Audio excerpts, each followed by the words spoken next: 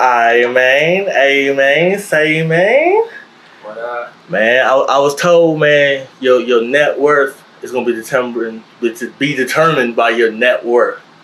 You know what I'm saying? Yeah. And that's kind of how I met you. You know what I'm saying? Yeah. You were on the show with an artist. You know what I'm saying? He brought me on. You know what I'm saying? Yeah. You ended up putting me on the show. You know what I'm saying? Yeah. So I want to let you know I appreciate you. You know what I'm saying? Mr. Rangel, how you been, man? I've been alright, bro. How you been? I know, a little razzle dazzle. You know what I'm saying? Appreciate you coming by the 806er. You know what I'm saying? How you been affected by the quarantine?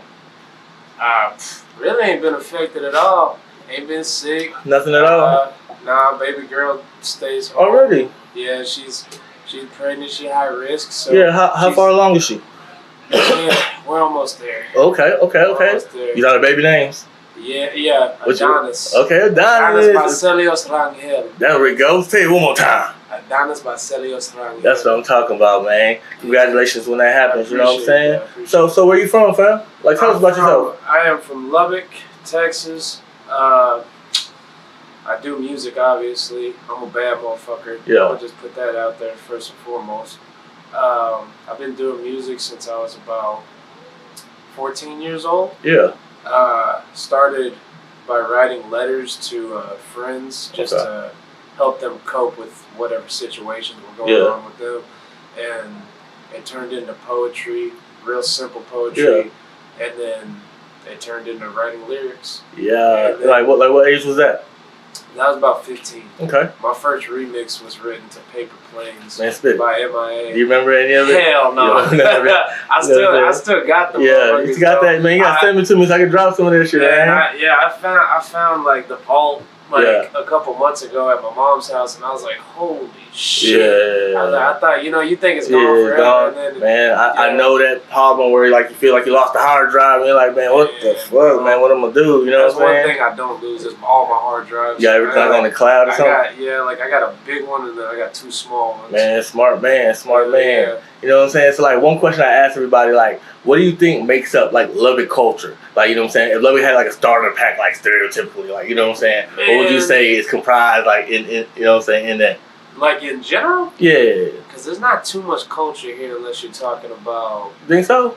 Country and rock. All right. Like music-wise, to me. Yeah, true. Much of the culture comes from country music and rock music, and that's what it's embedded in. Now, hip-hop... We fight so hard here to make names for ourselves. Man, that's really true. That, like, I feel like if we did come together and then we created some media frenzy type shits,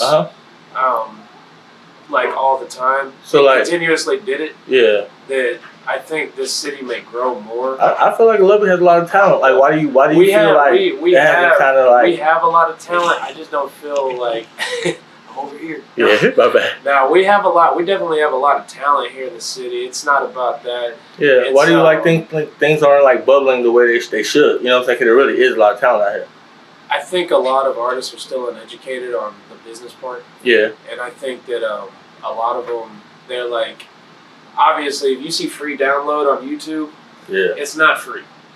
You know, well, in terms of like the beats or whatever. Yes. Yeah, I was just talking to Boss A about that. Like, why do artists like kind of gravitate towards the free over like paying for stuff? You know what I'm saying? And you're still trying to make $1 million. You know what I'm saying? Exactly. Yeah. And then they try to sell it, and then they figure out, oh shit, it's blocked. Yeah, you really don't own it. So it's a lot of uneducated, and that's just the simple part of it. Yeah. Now you want to get down to paperwork, and whenever you're leasing beats, and I mean, because you can do a $49.99 lease, and you can only sell 6,000 copies of that beat. So once you sell that 6,000 copies, everything after that is kind of like everything after that is free download. Yeah, and then that producer still owns that beat. So you buy all your beats? Yes, most of them. Okay, I try to do everything original.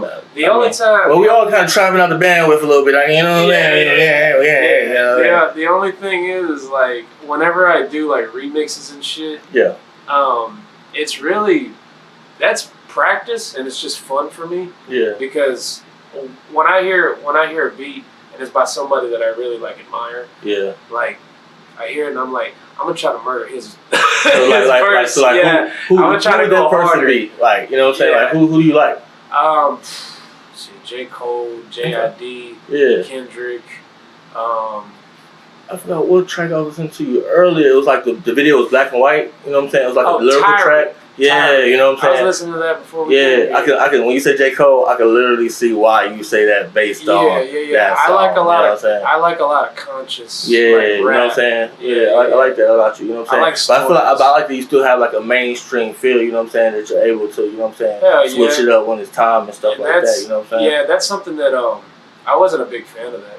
I wasn't a real big fan of like being like making mainstream music and then making the music that I like.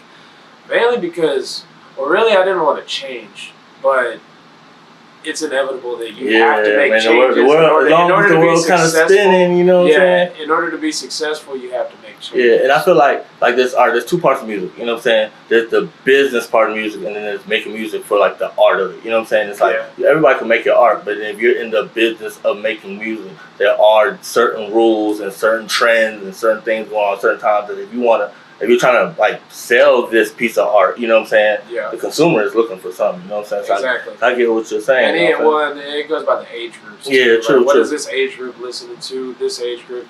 Because when I look at my statistics on my Spotify, okay, my man got statistics on Spotify, you know what I'm saying? What do you got statistics on Spotify? The most listeners I have, age range is 23 to 27. Yeah. And then 28 up to 40 years old. And where's the location? Is the demographic all here, like the locale? And I checked it last night, and my number one that listens to me on Spotify is actually Frankfurt, Germany.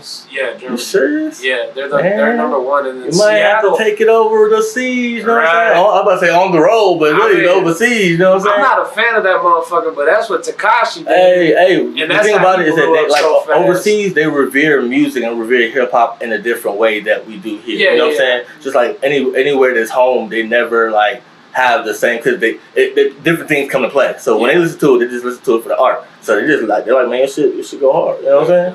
You know what I'm saying? For real. So I mean, if you have the opportunity, man, why not, man? Money's money, right? Hell yeah. For real. Hell yeah. You know what I'm saying? So you brought up Tekashi, man. How you feel about that, man?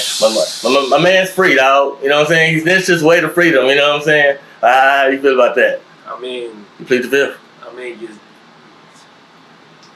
I'm not a snitch. Yeah. So you snitch, but it's not cool. I don't like that they're looking at it now as like, he gets all the love. Yeah. And the media's pushing that shit. So he gets a lot of love, so you can't hate on him. And as a media organization, I thought about it too, right? You know what I'm saying? And it's like, all right, so like, if we don't personally fuck with them, we could stop covering them, right? Yeah. But then like, you know what I'm saying? I guess that would kind of be the end all be all, right? Yeah. But it's kind of like, I saw somebody kind of hint towards that online, right? But then it's like, in terms of being a fair and biased journalist, he deserves his story to be told just as well. So it's kind of like, you know what I'm saying? Yeah. You got to kind of cover him. You can't get mad if really people want it. People really fuck with him. I don't know if you fucking see it, but I seen on his story, he put, if somebody did all this shit. I kind of saw that shit. It was overwhelmingly. He put the poll and it said, would you tell or would you go to jail? Yeah. And like 13% said go to jail. I was like, and I feel like that's kind of like the combining of the two worlds of rap. You know what I'm saying? Yeah. Rap's kind of gotten like super mainstream now. That you like, you know what I'm saying? Because really, it's like if you're of a certain life, then you move a certain way. But if you're not of that life, then of course you're not. You know what I'm saying? Right. You're not even expected to kind of uphold that. You know what I'm saying? Right. On a certain level. You know what I'm saying?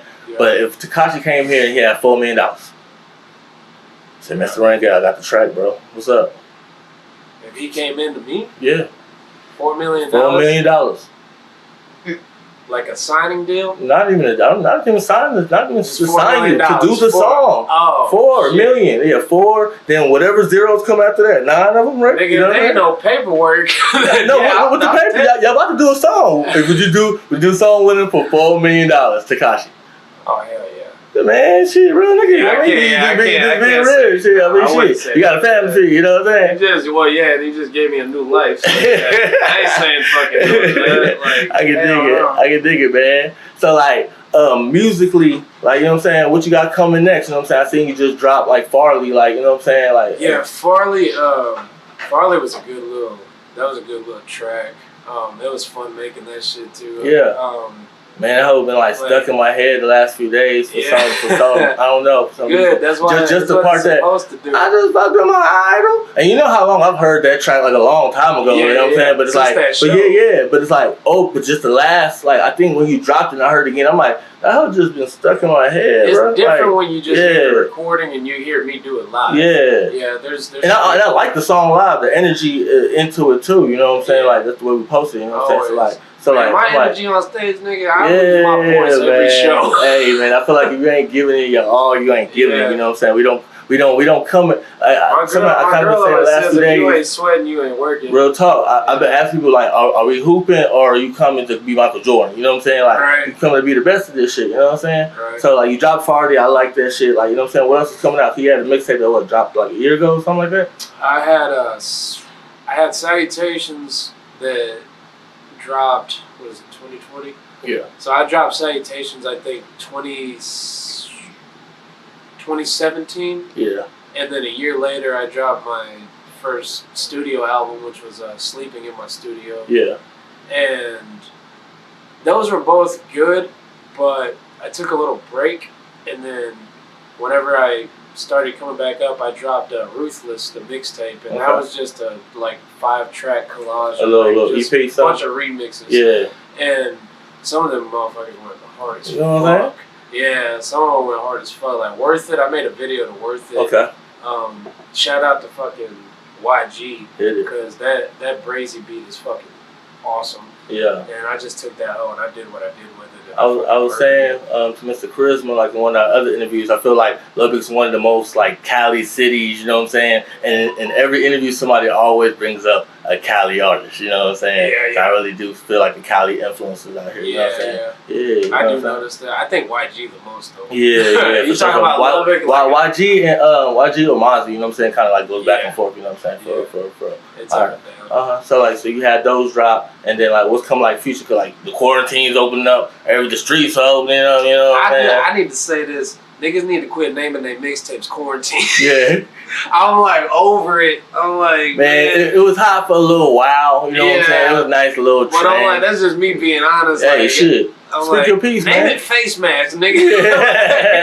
You know what I'm saying? Something different, like, you know what I mean? Switch it up somehow. Name it 19 shit. I like that. And then have a fucking Glock on the front. Like, do something different. Like, I'm over that You might need to hire my man if you need the mixtape names. I like that 19, you know what I'm saying? Switch that shit up, you know what I'm saying?